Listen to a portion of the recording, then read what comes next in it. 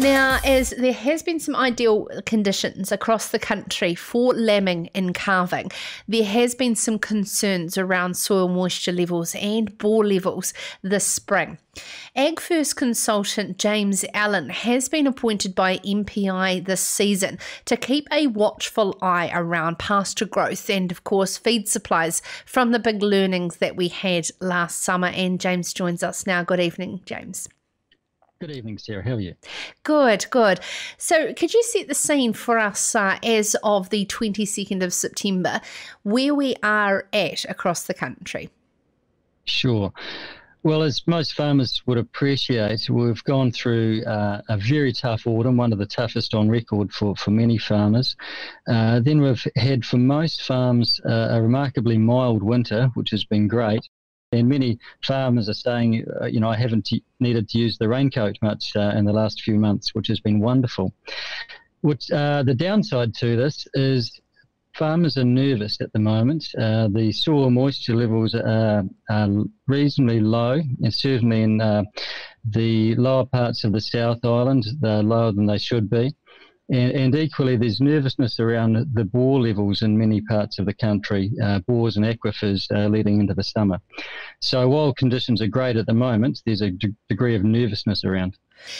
And now, of course, in terms of the toolkit, that plan A in the cupboard, when you're saying those feed levels are low and we're in September, what can you start to think about early?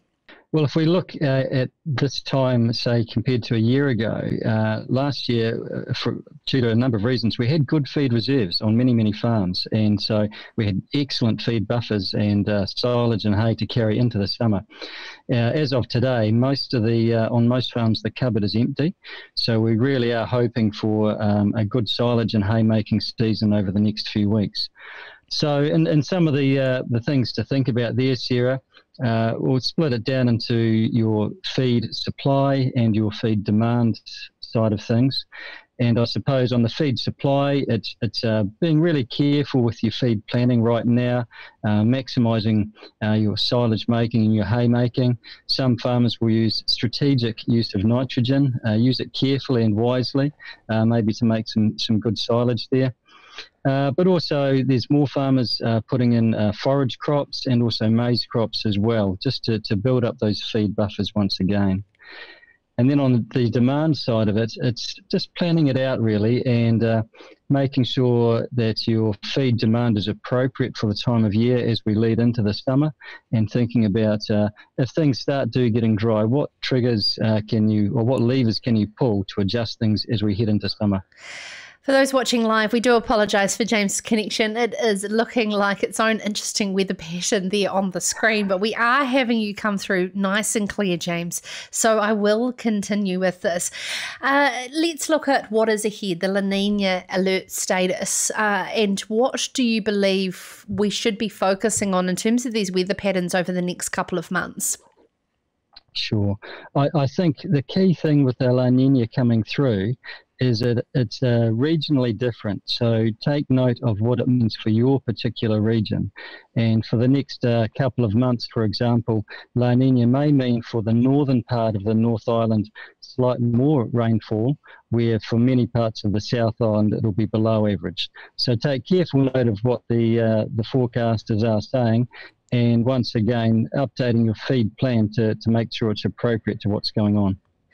Let's talk about stock on hand and stocking rates. There was a lot of criticism around potentially that farmers held on to stock for too long, but at the end of the day it comes down to what they're getting paid, and that's why they held it onto it when there were so many market forces at play. I mean, the word "a perfect storm" really, really did come into play in this autumn. What would be your advice going forward when you can't predict things like pandemics? Sure.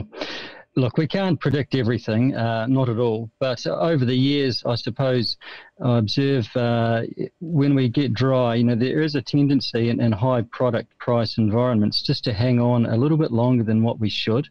And inevitably what will happen if it goes dry in the dairy scene, the supplement prices tend to rise, and in the sheep and beef scene, the market prices fall and the growth rates fall as well.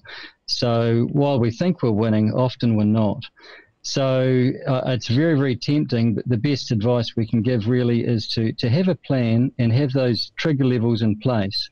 So when we get to, say, 1st of December, what are your growth rates? What are your pasture covers? What are the soil moistures doing? And writing those down now so you don't get tempted later on in the season just to, put another dollar on the table to hope that it gets better later on. James, I do want to stay away from asking you too many political questions. However, we did have James Shaw on the show last night, and he's talking about a fertiliser levy, and he's talking about banning palm kernel. We're talking about a toolkit. He's taking quite a few tools out of that kit and throwing that away when farmers really do get to a tight point where there's not too many other options. In your position at AgFirst and as a consultancy there, how do you navigate that in terms of a risk environment on regulation as well? Oh, look, it's just another layer of complication, Sarah, and you're well aware of some of the proposals by the Green Party, and probably less enthusiastic about many of them, I suppose. And as you say, we're just removing many of those levers that we could be using. And particularly palm kernel was widely used throughout last season as a buffer and as a way to get through. And if that's removed from our system, we're realistically talking about a major change in farm systems, and ultimately it will be a reduction in productivity on farm. How can we future-proof our farms if drought is becoming a part of our future? Sure.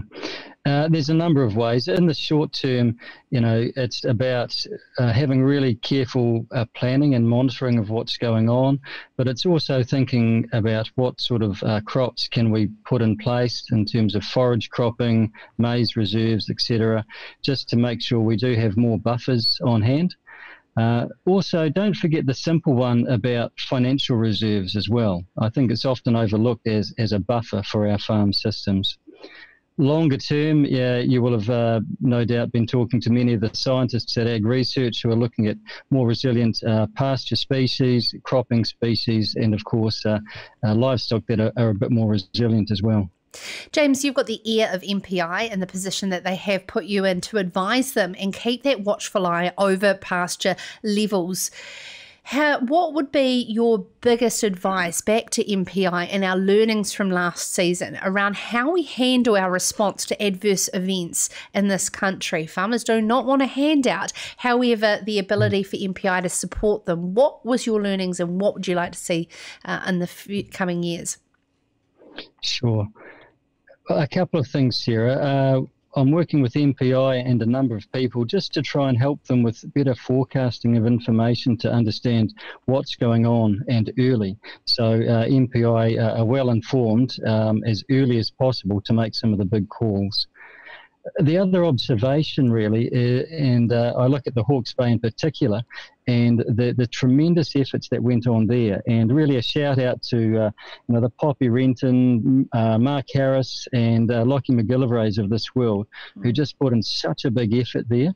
And while the government is there to assist, that community got up and got itself going and did some wonderful things.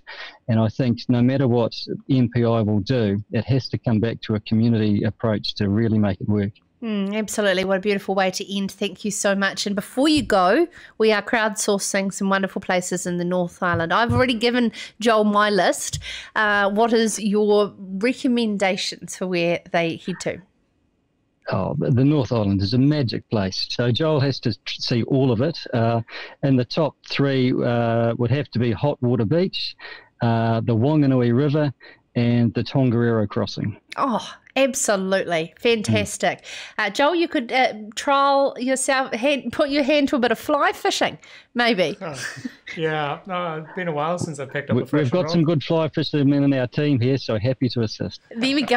I think that you're going to get quite a few things. And if you are listening on demand on podcast, please send in Sarah at Sarah's Country your recommendations. And if you'd like to billet Joel and put them up or show him some of your favourite attractions, please send them in because, of course, we are the most hospitable nation in the world. That's what I strongly believe here in Aotearoa, New Zealand. And we look after our visitors. And Joel and his partner Sarah are going to have a fantastic time. This is Sarah's Country.